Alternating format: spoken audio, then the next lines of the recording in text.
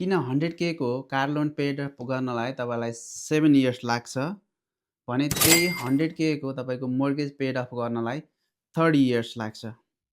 Questions, right? The answer is simple, amortization. The amortization, let's say 30 years mortgage मा तपाईँको almost entire amount is goes to the interest and tiny amount is goes to the principal. तिनीहरूले आफ्नो benefit पहिला चाहिँ राखेर काम गरिरहेको हुन्छ र you don't want to make a payment on the interest, you want to make a payment on the principal. त्यसले गर्दाखेरि तपाईँको लोन एमाउन्ट घट्छ. So two way to make a win on this situation. Number one, extra payment गर्न सक्नुहुन्छ. Extra payment गर्दाखेरि त्यसले तपाईँको loan amount is goes to the towards principal amount, त्यसले गर्दा तपाईँको लोन एमाउन्ट घट्छ. Number 2, shortcut. सर्टकट मतलब तपाईँले rather than 30 years you can take 15 years mortgage.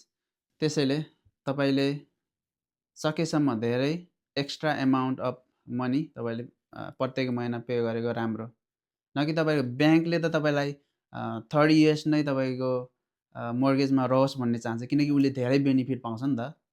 त्यसले गर्दा if you can pay extra amount dollar per month on your mortgage or take 15 years mortgage, that way you will save your money.